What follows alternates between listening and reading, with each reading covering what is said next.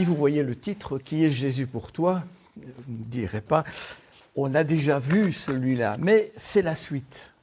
C'est la suite de ce message et qui m'a interpellé lorsque j'ai commencé cette réflexion sur ce Jésus. Et nous l'avons vu dans Luc la fois dernière, où nous avons vu que Hérode, par exemple, cherchait à savoir qui était Jésus et le traitait comme un ennemi, quelqu'un à éliminer, à écarter, parce qu'il avait peur qu'il prenne sa place.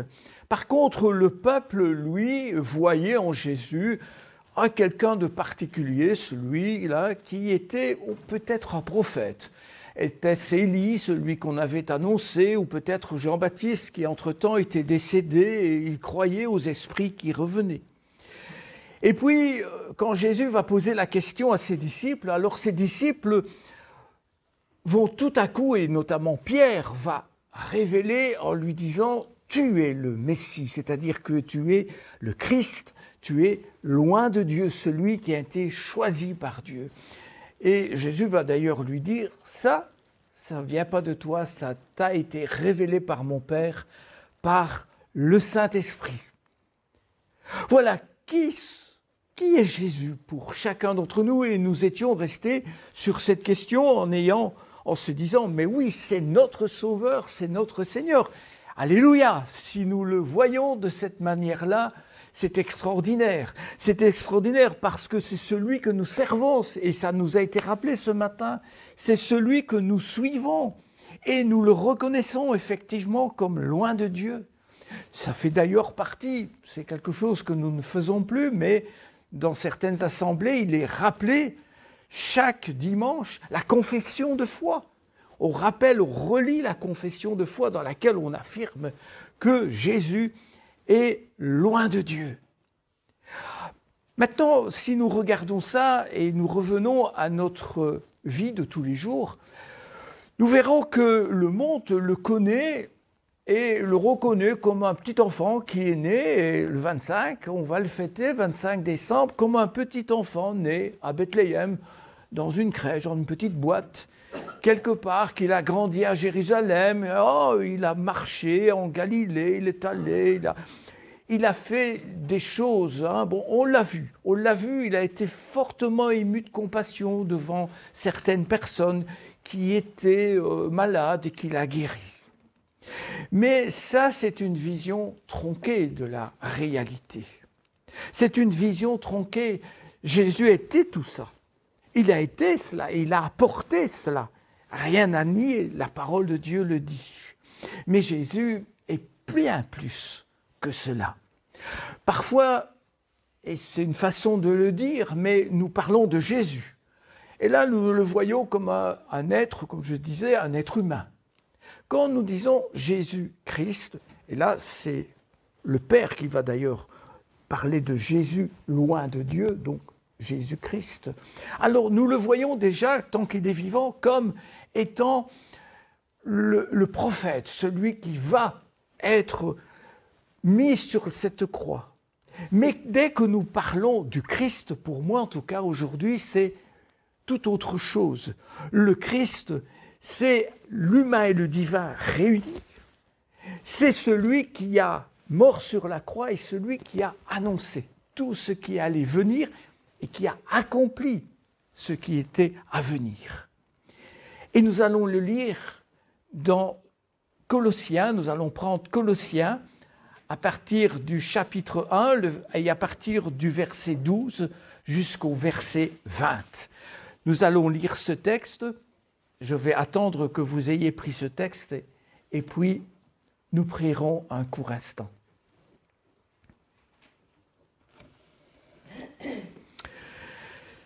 Seigneur, nous ouvrons ta parole et nous n'ouvrons pas n'importe quel livre. Nous ouvrons des livres que tu as inspirés à l'un, à l'autre, à Matthieu, à Luc, à Jean, à Paul, à Pierre. Des livres qui ne forment qu'un tout et au centre de qui se trouve Jésus. Au centre de qui se trouve Jésus-Christ, au centre de qui se trouve Christ et au centre de qui se trouve Dieu. Tout tout contient tout cela. Tout est en tout. Et Seigneur, combien c'est riche, c'est tellement dense.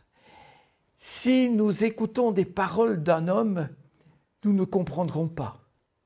Mais Seigneur, ce matin, nous te demandons de nous éclairer par ton esprit, de nous ouvrir l'esprit intérieur pour que tu nous éclaires, tu nous fasses comprendre, avaler cette parole dans nos vies, dans nos cœurs, chacun, selon nos besoins, selon ce que toi tu veux mettre dans le cœur de chacune des personnes ici présentes. Seigneur, sois loué, sois béni, parce que nous comptons sur toi et parce que nous savons que tu es là, présent au milieu de nous. Sois loué, sois béni. Amen.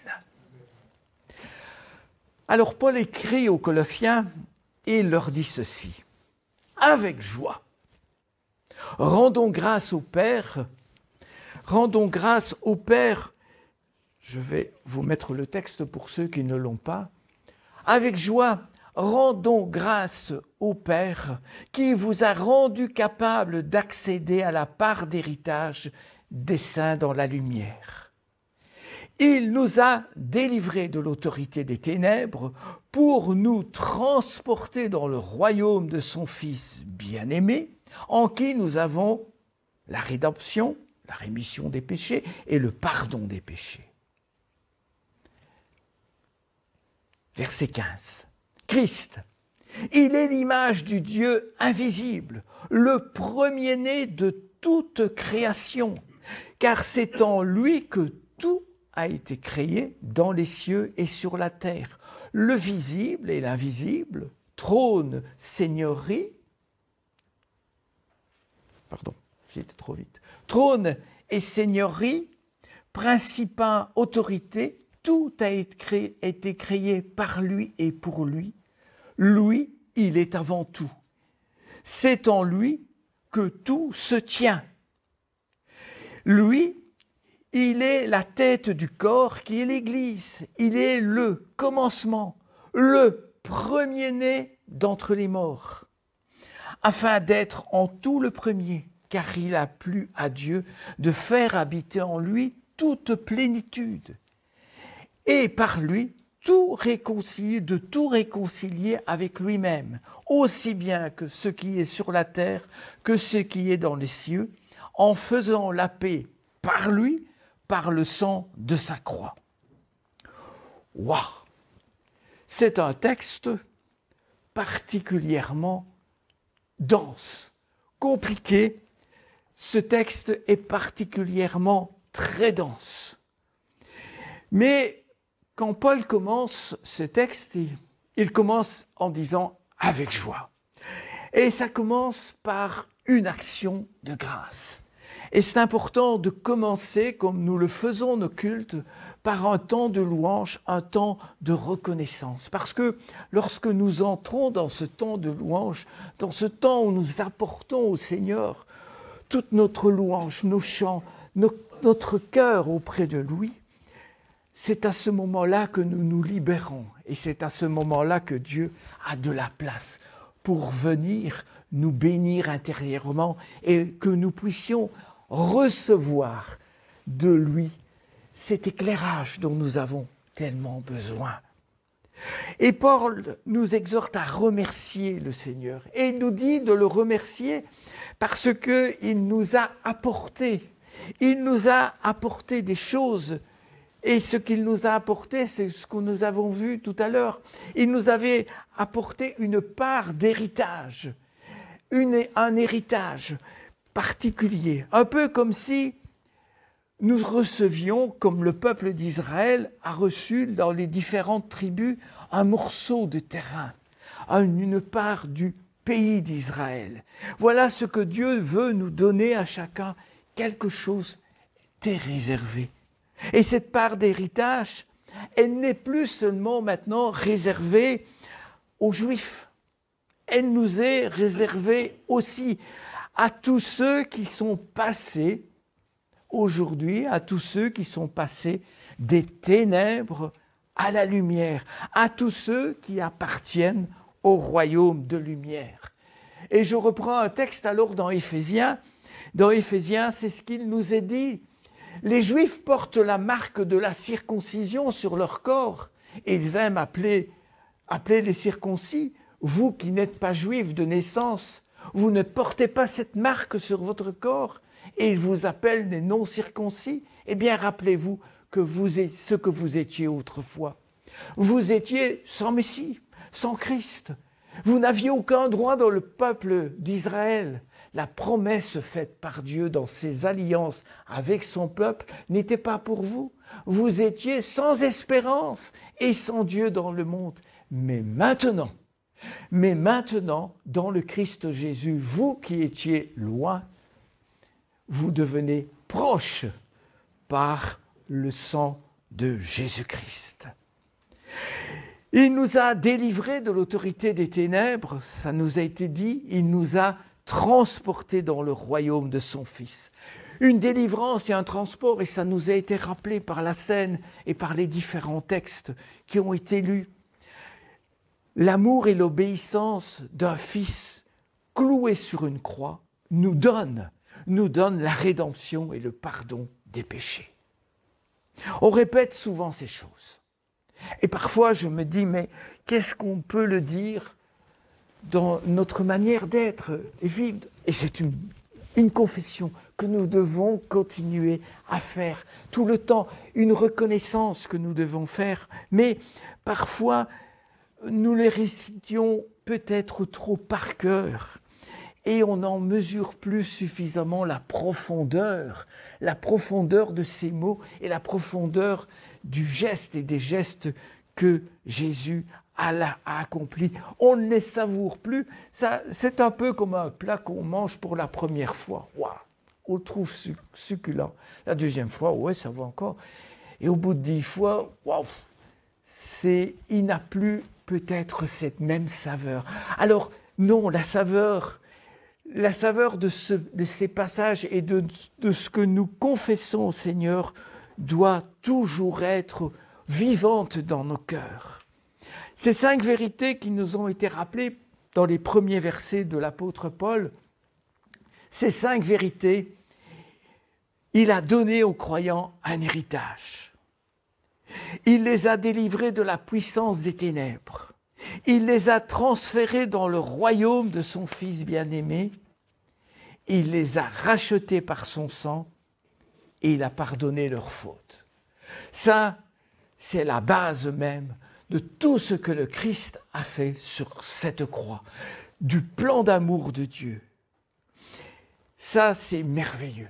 Mais à partir du verset 15, je ne sais pas comment c'est écrit dans votre Bible. J'ai regardé d'autres Bibles avant de venir et j'ai vu, disons en tout cas, des transcriptions qui étaient différentes. Et quand j'en parle de transcription, je ne parle pas des mots différents. La manière dont le texte a été recopié. Je n'ai pas été voir en grec comment c'était, je n'aurais rien compris de toute façon, donc je ne me suis pas. Mais simplement, il se fait que ce texte paraît être comme un chant qui était chanté peut-être. Hein, un hymne, un peu comme un psaume. C'est un chant qui était comme chanté. Quand il est dit, il est l'image du Dieu invisible, le premier-né de toute création. Nous, en tout cas sur ma Bible, ce texte est mis comme en marge. Il y a une marge et à côté, il y a tout ce texte. Alors, j'ai lu des commentaires, je ne vais pas vous dire le contraire, on en parle dans ce sens-là, comme quoi c'était peut-être un hymne qui était à la gloire du Christ. Et c'est pas mal un hymne, parce que peut-être qu'on a du mal parfois de se souvenir d'un chant. Pour un pauvre pécheur, c'est ça que tu cherchais, mais bon, je ne me souviens plus non plus du début. Soit, on se souvient plus facilement peut-être d'un chant et des paroles d'un chant que si on vous demande de réciter 4-5 versets d'affilée dans la Bible, on aura parfois plus de mal. Oh, il y en a certains qu'on connaît bien, Dieu a tant aimé le monde, ça va, celui-là, on le connaît. Mais les autres, on a plus difficile, alors qu'un chant, c'est beaucoup plus facile de le retenir. Alors, quand Paul écrit aux Colossiens, il écrit à qui? Il écrit à une ville de Colosse. Et Colosse est une ville qui se trouve aujourd'hui en Turquie, et toujours pas loin de la Grèce d'ailleurs. Elle n'a pas changé, hein. La Turquie ne s'est pas éloignée de la Grèce. Et la plupart des habitants de Colosse, qui connaissaient la Grèce, qui connaissaient un tout petit peu les influences, notamment des Grecs, des sages grecs, des philosophes grecs, et il y en avait quelques-uns, hein, Platon, Socrate, Aristote, Épicure. Épicure, ça, on entend encore. Hein. Il y a encore des théories épicuriennes aujourd'hui, et c'est toujours, en tout cas, apprécié par certains. Ces hommes, en fait, proposaient un idéal pour être heureux. On remarquait qu'aujourd'hui, vous avez encore ces genres de petits philosophes ou de philosophes qui proposent des choses pour être heureux de telle manière, des idéaux, mais qui sont sans lendemain. Et c'est la différence avec Jésus, nous allons le voir. L'idéal que proposait Jésus était tout différent et inattendu. Ce philosophe venait avec des idées assez particulières, dérangeantes, en tout cas on ne les comprenait pas. Mais il était sage, c'est vrai qu'on sentait qu'il y avait une sagesse profonde et innée qui était en lui. Ainsi, c'était bouleversant parce qu'il disait que les derniers, il fallait les mettre au premier rang et que les premiers les mettraient au dernier rang. C'est dérangeant. Enfin, je prends un exemple. Il parlait du bonheur même dans la souffrance. Et il annonçait un royaume d'amour et de justice. Mais dans l'église de Colosse, on s'appuyait encore sur des enseignements empruntés à ces sages philosophes grecs. Et ces pensées philosophiques circulaient, même si elles n'avaient aucune valeur, mais elles contribuaient à une certaine satisfaction personnelle. J'en tiens pour fait le Colossiens 2, 21, 28. Paul va en parler. Il va dire, ne prends pas, ne goûte pas, ne touche pas, toute chose destinée à périr par l'usage qu'on en fait. Il s'agit de commandements et d'enseignements humains. Tout ce que les philosophes disent, c'est des enseignements humains qui ont, il est vrai, une apparence de sagesse. Culte volontaire, humilité et rigueur pour le corps, mais qui en fait n'ont aucune valeur et ne contribuent qu'à la satisfaction de la chair. Donc ça existait du temps de Colosse. Et Paul va utiliser cet hymne pour expliquer en quoi Jésus est totalement différent des sages et des philosophes. Finalement, quand vous regardez bien, cet hymne va nous dire qui est Christ. Qui est Jésus, mais qui est Christ. Alors, pour moi, c'est un passage qui, si on écrirait et on ferait des études bibliques là-dessus, extraordinaire, parce que c'est tellement dense, ce passage qu'on pourrait y passer des heures. Et pourtant, on va simplement, je l'espère, en retirer des encouragements, des enseignements surtout, et des exhortations. Alors, l'hymne est constitué de deux grandes parties, qui reprennent en fait toute l'histoire de l'humanité. Et ces deux grandes parties,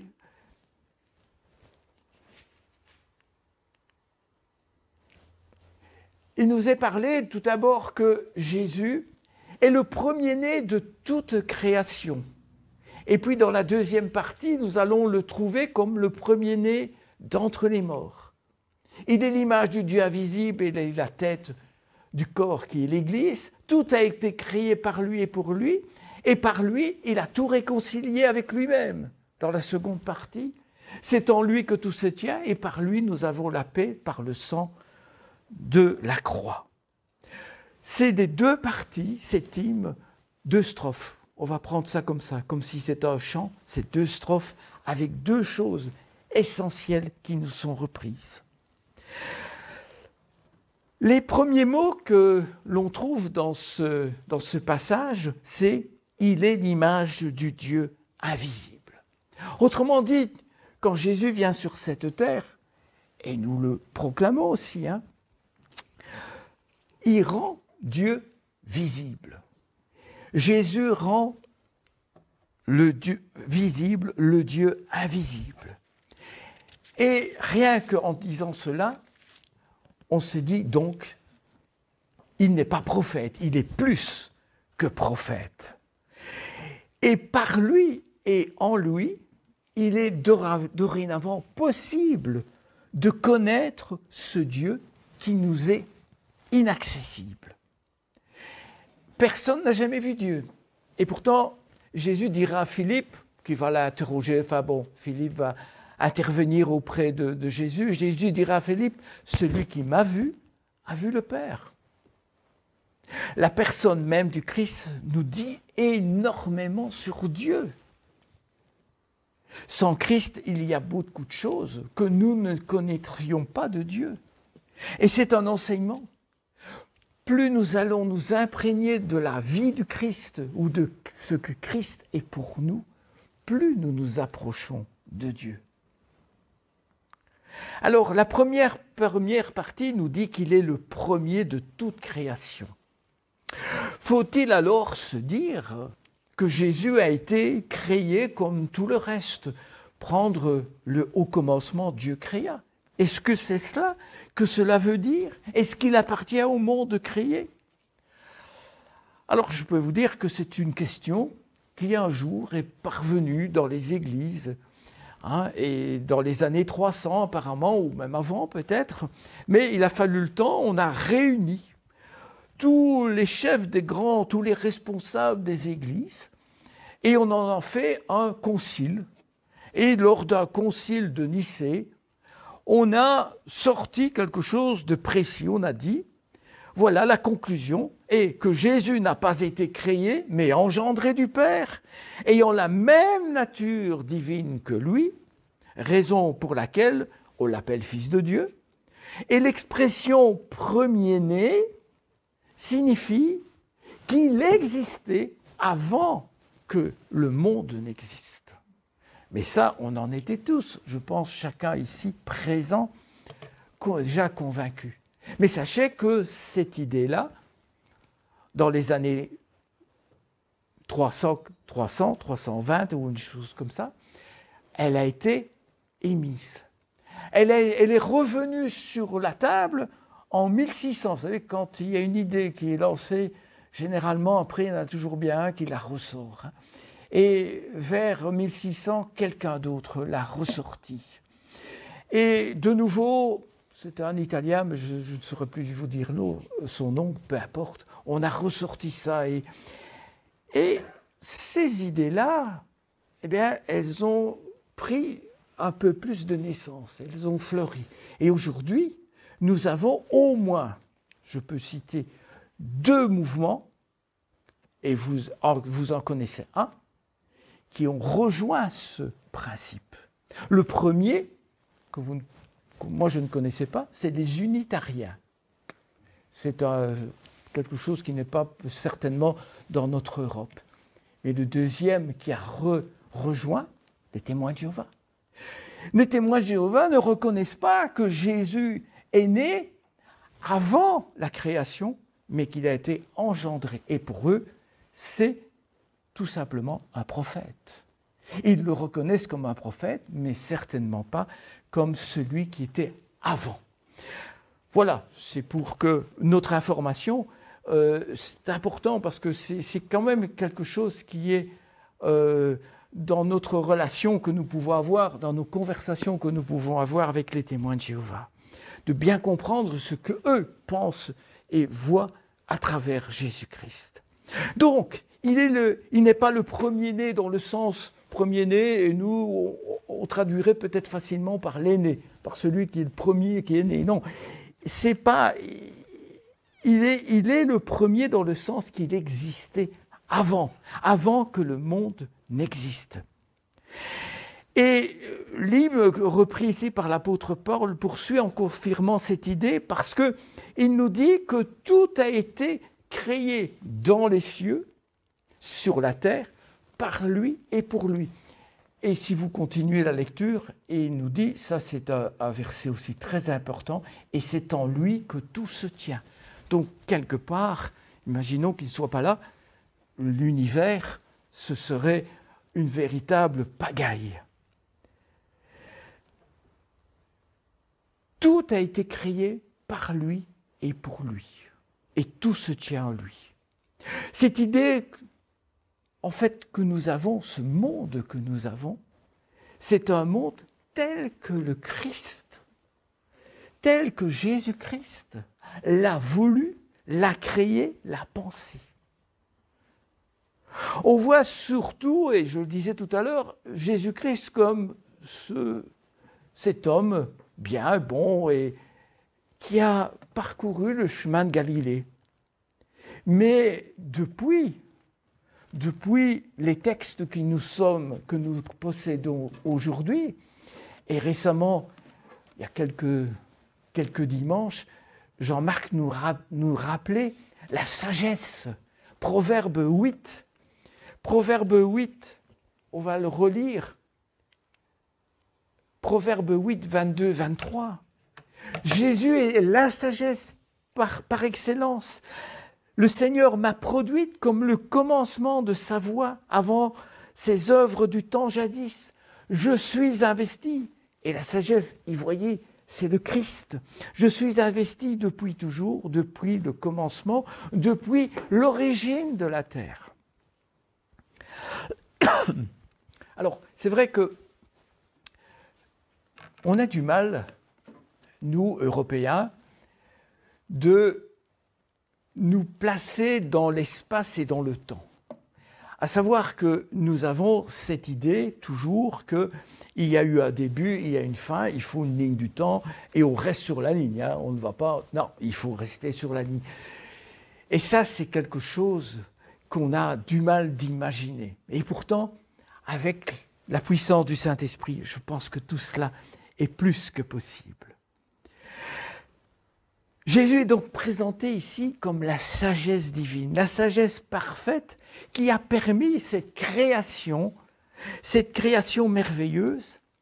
Et tout ça, c'est par lui et pour lui, c'est-à-dire dans le but de refléter l'incroyable gloire divine.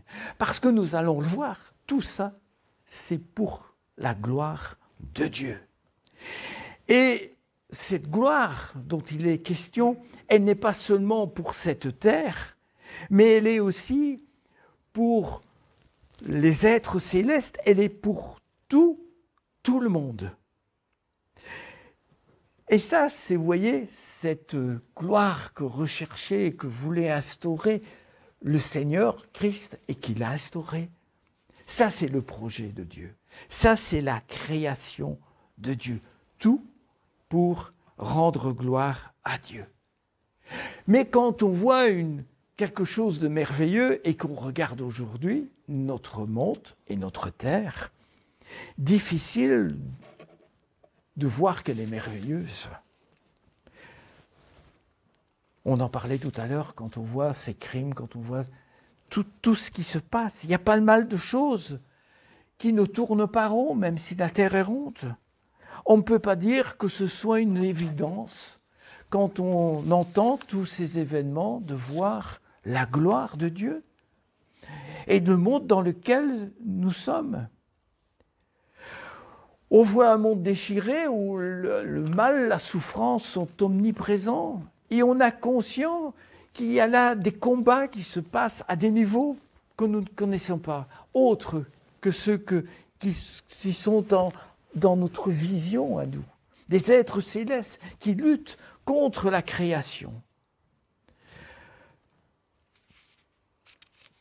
On voit en tout cas des hommes et des femmes qui ne veulent plus rien savoir de Dieu.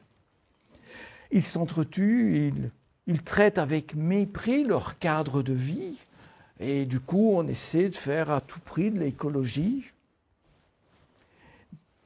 On n'en sortira pas de cette manière. Dès lors, la sagesse du Dieu, du Fils de Dieu, du Christ, est-elle aussi sage qu'on le dit? Il a tout voulu et pourtant, ça n'a pas l'air de tourner comme il faudrait. Alors, est-il, je pose là une question forte, est-il vraiment le vrai, le parfait souverain en qui toute chose subsiste pour sa gloire? Wow. Je ne vais pas y répondre. Ce n'est pas la peine. Ce n'est pas la peine d'y répondre. Parce que la réponse, elle est là. Elle est là, elle est dans la parole de Dieu. Et la suite est là. Christ est venu sur cette terre parce qu'il est le commencement, parce qu'il est le premier-né d'entre tous les morts, afin d'être en tout le premier. Ce verset que nous lisons là, il est le commencement, le premier-né d'entre les morts, afin d'être en tout le premier, c'est une signification profonde, extraordinaire de ce qu'est Pâques. Un événement incroyable, la résurrection de Jésus-Christ. Et cette résurrection de Jésus-Christ, elle nourrit notre espérance, notre foi, parce que nous croyons à la résurrection. Et elle est un encouragement pour chacun d'entre nous. Toutefois, ce qui s'est passé à Pâques est bien plus grand que ça, finalement. Elle est bien plus grand que la résurrection elle-même. Ce n'est pas une réponse, ce n'est pas qu'une réponse au problème de l'être humain ressuscité. Et si c'est pour qu'un jour nous ressuscitions en revivant les mêmes soucis, les mal, la souffrance et tout ce que nous vivons aujourd'hui, mais à quoi cela servirait-il de ressusciter? C'est pas ça. Et dans leur folie, aujourd'hui, les gens, ils rêvent d'immortalité.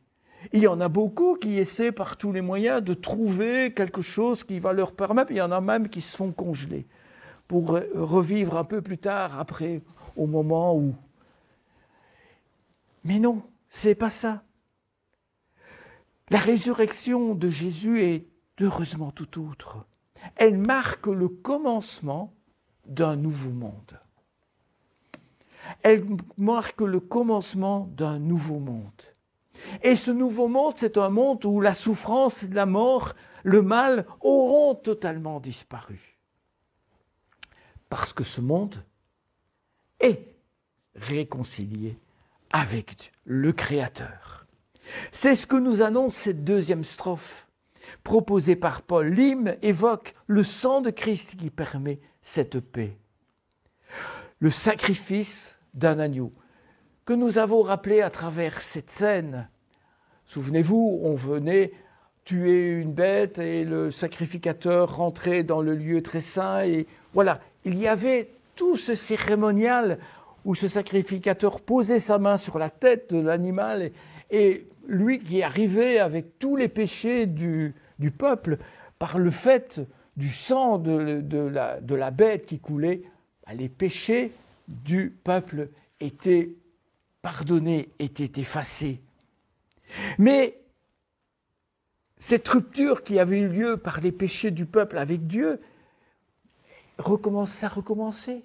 Et ce n'était qu'un sursis, le fait de pouvoir avoir ce sacrifice humain. La réconciliation avec Dieu était temporaire. Ici, avec Jésus, la réconciliation avec Dieu est complète et définitive. Le Fils de Dieu a donné sa vie, mais une vie parfaite à la croix, pour que cette réconciliation soit désormais complète et définitive.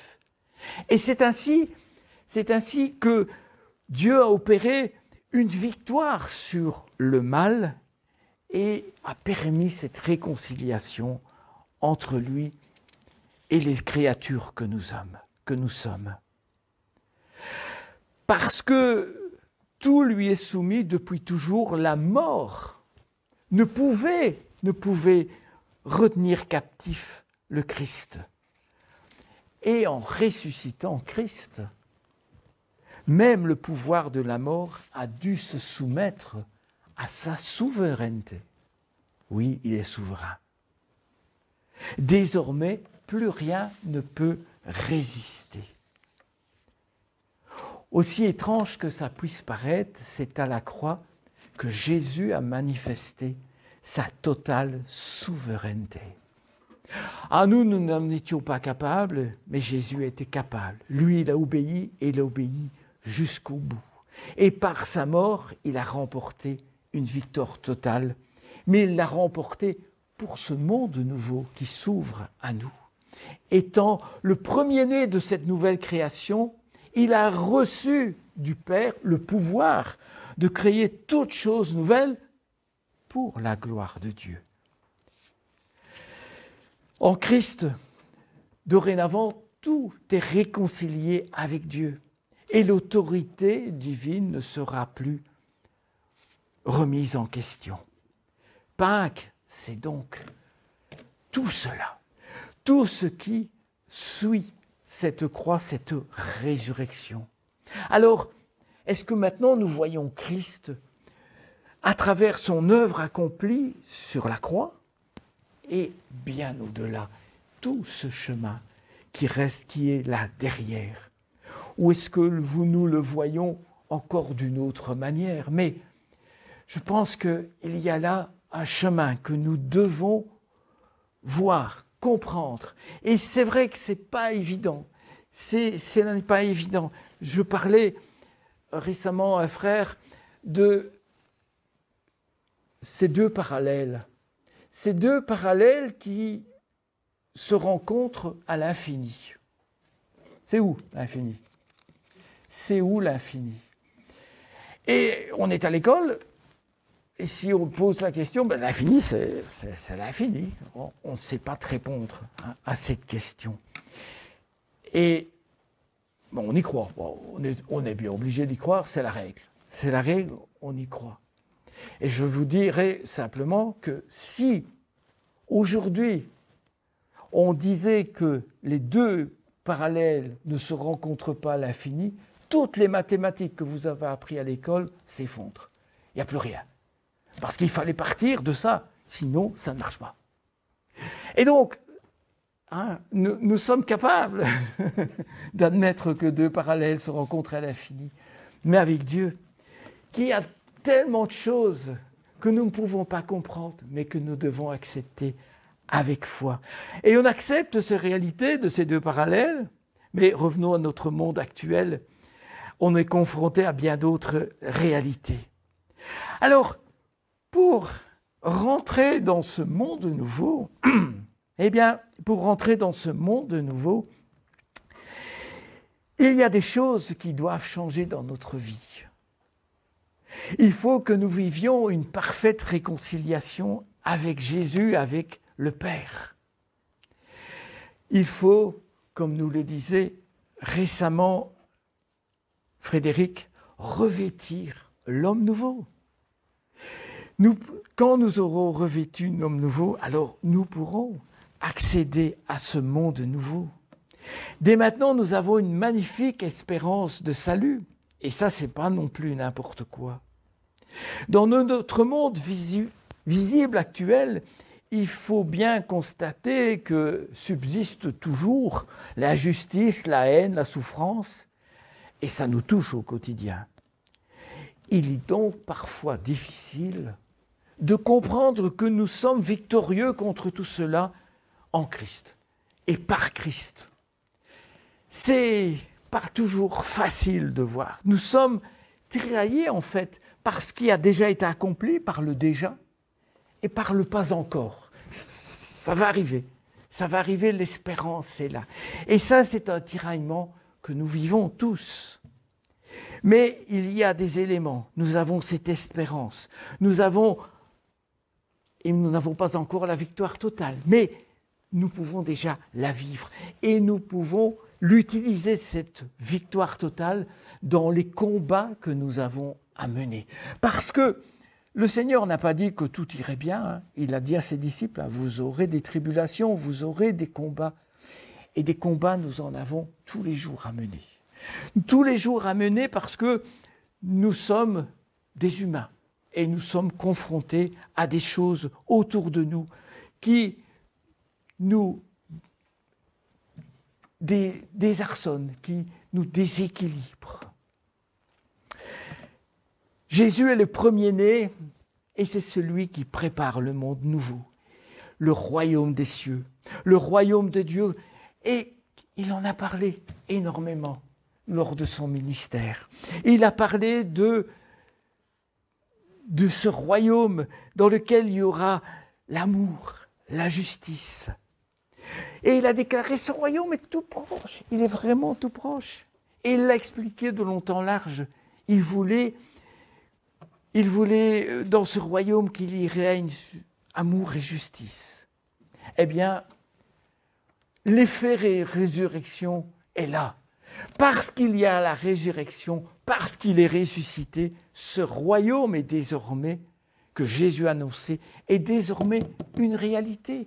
Il est réellement, il existe.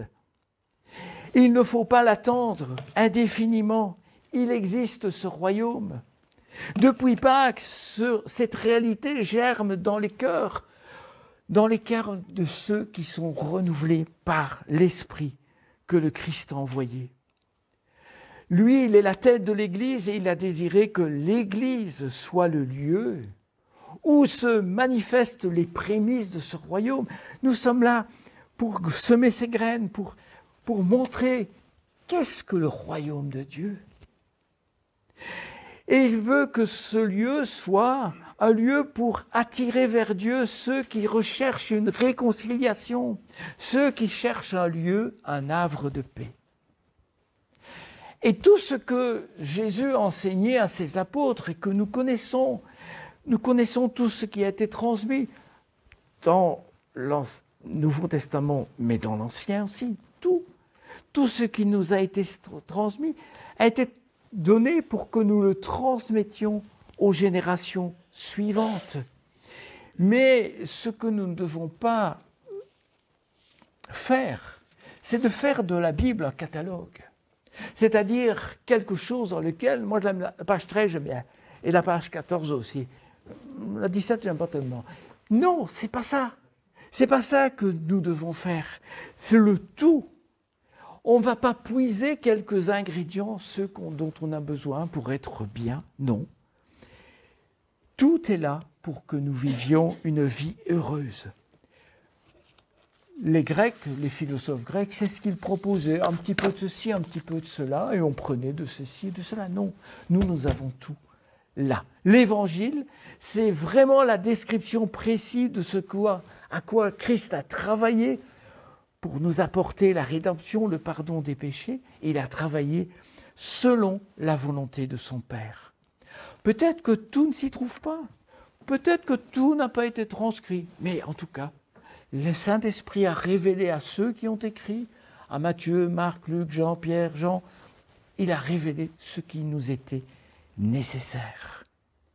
Et tout ce qui a été écrit s'accomplira. Jésus est le grand libérateur. Il veut nous libérer de nos luttes, de nos tiraillements. Non, il veut nous tirer de ces tiraillements, que nous nous élevions, que nous regardions vers lui. Il veut que nous connaissions la plénitude de sa paix.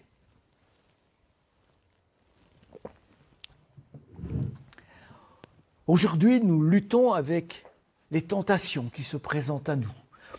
Je vous disais, il y a des combats qui restent à mener.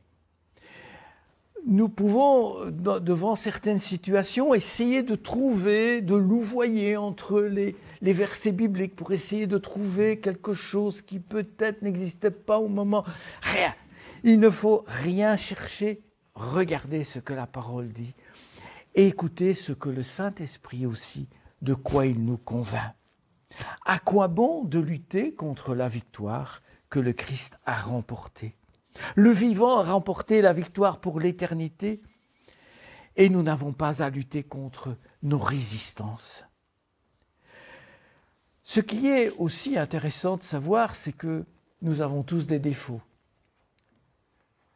Et quand nous ressusciterons, nous n'aurons plus nos défauts. C'est un encouragement. C'est un encouragement. Est-ce que nous allons... Non. Et rien ni personne ne résistera au projet glorieux de Jésus. Il serait vain de résister au Fils de Dieu et à l'action de son Esprit qui veut nous transformer, qui a ce besoin de nous transformer vers ce monde nouveau. Oui, Dieu a tout accompli dans sa grâce pour nous rendre libres, pour que nous puissions être comme Christ, restaurés à l'image de Dieu. Une image qu'il veut nous donner pour que nous puissions rendre gloire à Dieu. En nous appropriant comme ça la victoire du Christ, nous recevons en nous son esprit qui nous rend vraiment libres. Il peut nous arriver de tomber, il peut nous arriver de chuter, mais comptons, tournons-nous et comptons toujours sur le Seigneur. Et je reprendrai la dernière prédication de notre frère, levez les yeux. Je lève les yeux vers les montagnes, d'où me viendra le secours. Levez les yeux vers le ciel où règne le Fils de Dieu et Christ viendra à notre secours. C'est aussi laisser mourir à la croix notre ancienne vie et se laisser saisir de la victoire du Christ pour entrer pleinement dans ce monde nouveau, dans ce monde où plus rien ne pourra nous ébranler. Un monde dans lequel nous goûterons à la plénitude de la paix, celle qui nous a été promise et celle que nous avons lue. Alors pourquoi continuer à convoiter dans ce monde qui va disparaître? Pourquoi résister à l'appel du Christ alors? Il nous appelle à changer, il nous appelle à obéir à Dieu. Pourquoi vouloir tout le temps lui résister? Pourquoi ne pas désirer de tout notre cœur à l'être nouveau voulu par le Seigneur? Ce Seigneur qui est la vraie sagesse, et de comprendre que le bonheur ne se trouve qu'en Christ, lui qui a désormais, et c'est important, pleine autorité. Il peut vraiment ôter nos fardeaux trop lourds qui nous écrasent, à condition vraiment de désirer du fond de notre cœur ce monde nouveau que lui désire pour chacun d'entre nous. Alors, qui est Jésus pour toi? J'ai imaginé un escalier, peut-être le premier escalier, on écrirait Jésus, et sur le second escalier, on écrirait Jésus-Christ, et sur le troisième, on écrirait Christ, ce qui nous rapprocherait chaque fois un peu plus du Seigneur. C'est ce que je voulais vous partager parce que quand j'ouvre ma Bible et que je lis les textes, c'est vrai que nous lisons Jésus, Jésus-Christ, Christ. Et dans tout ça, qui est ce Jésus? Qui est ce Jésus-Christ? Qui est Christ? Ma conclusion, je la lirai dans Éphésiens 1, 20-23. Dieu a mis en œuvre la grandeur surabondante de sa puissance dans le Christ, en le ressuscitant d'entre les morts, en le faisant asseoir à sa droite dans les lieux célestes, au-dessus de tout principat, de toute autorité, de toute puissance, de toute seigneurie. Jésus-Christ n'est pas assis pour se reposer ni pour regarder, il est là pour agir, pour montrer son autorité sur tout ce qui peut nous détourner de lui. Il est là pour asseoir son autorité sur tout principat, sur toute autorité, puissance, sur toute seigneurie, sur tout nom qui puisse se prononcer non seulement dans ce monde, mais encore dans le monde à venir. Christ a tout mis sur ses pieds, il l'a donné comme tête, au-dessus de tout, à l'Église, qui est son corps, la plénitude de celui qui remplit tout en tous. Donc Christ veut que nous soyons ces vases. Il veut venir nous remplir de tout pour chacun d'entre nous.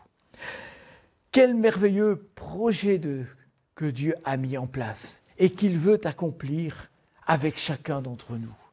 Tout faire pour la gloire de Dieu au sein de son Église et dans nos vies. Qu'il en soit ainsi pour chacun d'entre nous selon sa volonté. Amen. Seigneur, merci pour ta parole, merci pour ces encouragements, ces enseignements que nous recevons de toi. Seigneur, ils sont richesses, ils sont parfois difficiles à maîtriser, à comprendre, à voir dans notre vie de tous les jours.